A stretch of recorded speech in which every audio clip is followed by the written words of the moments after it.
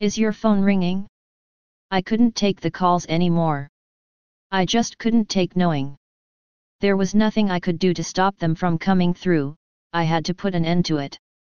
It all started this summer, when I was playing with my daughter, Pandora. My kid absolutely loved toy cars, so I had given her my Matchbox collection, which I'd kept in the attic since my childhood.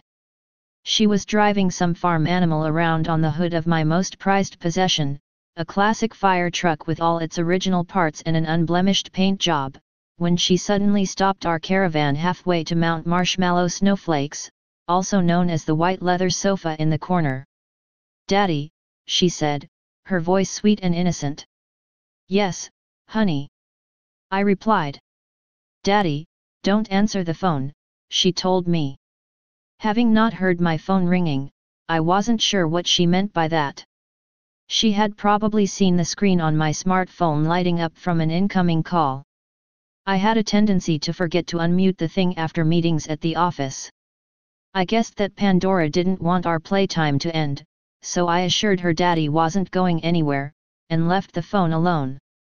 She smiled, and we continued our game. Later, I checked my call history, but discovered that there hadn't been any incoming calls. I didn't really give it much thought, to be honest. A few weeks later, the same thing happened while we were playing Doc McStuffins and giving Mr. Fuzzy Wuzzy his annual checkup. Pandora looked up towards the kitchen and dropped her stuffed bear. "Daddy, don't answer the phone," whispered Pandora, in a frightened tone. This time, I chose not to heed her warning. I got up to check my smartphone right away, no incoming calls. Following Pandora's gaze, I realized that she was actually looking at the old telephone on the kitchen wall. We had disconnected the landline and unplugged it years ago. My wife Heather had been asking me to take it down since the day I'd cancelled our residential phone services. We had both gotten cell phones and wanted to put the money towards something more useful. The bulky white device was screwed into the wall. I kept forgetting to dismount it whenever I had my tools out, and I was too lazy to get them from the garage for such a menial task. I'm shocked Heather didn't wind up removing it herself, since it bothered her so much. "Honey, that's not a real phone. No one's calling," I told Pandora, ruffling her hair. It took Pandora a few moments, but she eventually went back to playing as though nothing had happened. It was probably some kind of new game she had learned from YouTube or something. She was 4, and had a bunch of imaginary friends. Just like her brothers Eric, maybe she'd gotten into an argument with pals Bubbles, Sunny, Lulu, Izzy, and Yikes. Both of my kids love the Popples and they didn't want to take her call. I didn't worry about it too much. It wasn't until the third imaginary call that I started to get concerned. Pandora and I were having a Mad Hatter's tea party. I was dressed in a pink tutu with my oversized top hat. Never underestimate what a father would do to put a smile on his kid's face, and got up to get more juice. Pandora grabbed me by my frilly skirt, looking absolutely terrified. At first I thought it was the dress. "Daddy, don't answer the phone," she pleaded. There was something in her eyes that compelled me to put an end to her weird game. She really looked freaked out. I no longer thought she was playing some kind of reverse psychology Simon Says. If she was making it up, why did she look genuinely worried? "It might be important, squirt. Don't worry. Daddy will tell those evil telemarketers to leave you alone," I playfully replied as I snuck out of her grasp. I made my way to the kitchen, where I picked up the receiver, and turned towards my daughter to give her a reassuring thumbs up. Bringing the receiver to my ear, I fully expected to hear silence. Silence, however, was not what I heard. There was static on the line, which surprised me enough that I pulled the phone away for a moment to look at it in disbelief. When I brought it back to my ear, I heard a voice on the other end. 113 Green Street, whispered a man tonelessly. What the hell? I answered, perplexed. My wife must have been playing a trick on me. She had probably convinced Pandora to help her out so I'd do my job and get rid of the phone. I immediately yanked the cord, and it came flying towards me, hitting me square in the face. I was stunned. It was far too loose to have been in the jack. When I asked my wife about it, she had no idea what I was talking about. Sure, I thought, as I held the ice pack to my face. The next morning, I absent-mindedly checked my emails while the news played in the background. There was a segment about a fire in an apartment complex. At first, I didn't pay it much attention, but then I heard the address, 113 Green Street. 12 residents had perished. Indiana. The inferno. I nearly dropped my number 1 dad coffee mug on the floor. I didn't know what to do. It was too late to call the police and tell them I'd gotten a creepy warning call about the fire. They'd think I was a nuttier than I was, or an attention seeker, which after paranoid times many of them thought anyway. This might be the thing they need to send the white coats after me. I took a moment to calm down and rationalize what had happened. It was just a very weird and very scary coincidence. Days later, I was playing Sudoku on the couch when Pandora walked over, wearing a worried expression on her face. "Daddy, don't answer the phone," she whimpered, tears in her eyes. Something in the pit of my stomach told me not to go, but I had to know. I made my way to the kitchen and picked up the receiver. This time, a British-sounding woman spoke to me through the disconnected phone. 515 Corner Street, she announced. Logically, you'd think I'd go to the police or fire station to tell them what was going to happen, but here's the thing, I've watched the shows, so I know how these things pan out. You've got an attractive male protagonist who gets a forewarning, which is accurate. I won the Most Handsome Daddy of the Year award, as decided on by my very unbiased daughter on Father's Day last year. I even have a trophy to prove it. The protagonist then tells the cops about his predictions.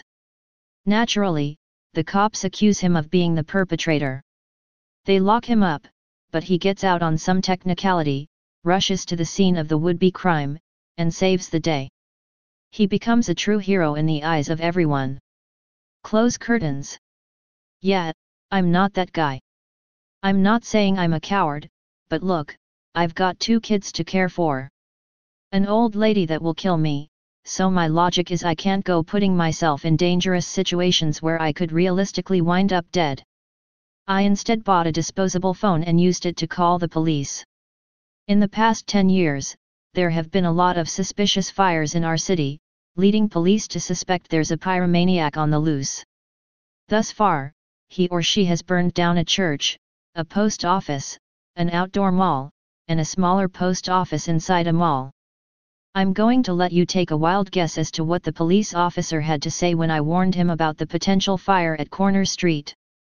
If you guessed, he accused you of being the pyromaniac and asked that you turn yourself in, then you deserve a cookie, because that's exactly what happened.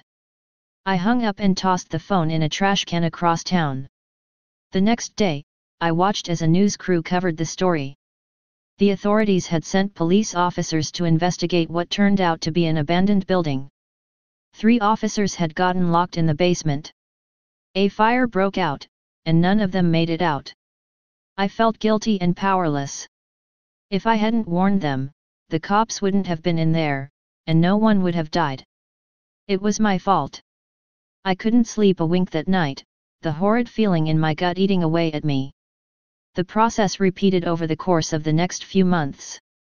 Pandora would ask me not to answer the phone, I'd pick it up, and I'd hear a different voice speaking.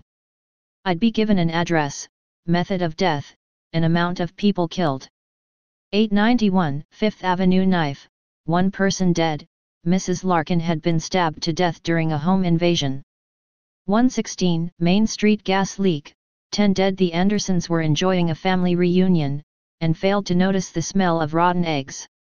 Just right down the road from us, gun, 3 dead. Maria, Jamie, and Allison were shot dead while walking home in the early hours of the morning, and so on and so forth, until I just couldn't take it anymore.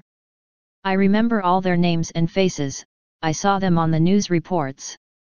I think about them when I go to bed, knowing that there was nothing I could do to save them, but tormented by the fact that I didn't even try. Depression started to creep over me, and I could barely eat or sleep. Heather started to get worried, but I couldn't tell her. I was afraid she'd be disappointed in me for my inaction, so I lied. I told her I was stressed out because of work, which in fact I was a little stressed out about. I was asked to do a TV spot, that had me a little worried. A few weeks ago, I had finally had enough. Unable to keep myself from answering these phantom calls, I decided there was no other option. I stormed into my garage, grabbed my tools, and desperately unscrewed the phone from the wall. As I held the device, I felt a wave of anger rush over me. This damned telephone, it had caused me so much grief. I took it to the driveway, and furiously smashed it into the concrete with a hammer until there was nothing left but dust and debris. When it was over, I cleaned up the mess. The sensation of freedom was euphoric. My whole body tingled as my heavy burden lifted from my shoulders. That night, I made our favorite family meal and dessert to celebrate. My wife was relieved that I had gotten over whatever it was that had been bothering me, and overjoyed that the eyesore in the kitchen had finally been removed. I have a piece of advice for you. If you have a disconnected landline and haven't gotten around to removing it, please take a lesson from me, get rid of it immediately and, above all else, do not pick up the receiver. Hell, that goes for any phone. My life has returned to normal since I got rid of the wretched phone. As I am typing this, my wife is giving our son a bath. I can hear them singing the bubble bath song and giggling. Pandora is in the living room with me. She's playing with this silly pink Disney phone. It's one of those fancy schmancy glittery toys, a pimped out version of the Fisher-Price rotary phone I used to have when I was a kid. Every dial projects a message from one of the Disney princesses. It's weird, she's never shown any interest in it before. It's not a real phone, it doesn't even have a cord, but, there's that look in her eyes again. She's worried. I know what she wants to say. No. It's just a toy. It's just a toy. It's just a toy, but, I'm going to check. I need to know. Shit. Shit. Shit. I can hear static on the other end. It's a man's voice, he's saying, it's my address, a propane explosion, 4 dead. I need to get Heather and the kids out of here. Please, please don't let it be too late. Did you call the number? I asked you not to. Stay paranoid, my friends.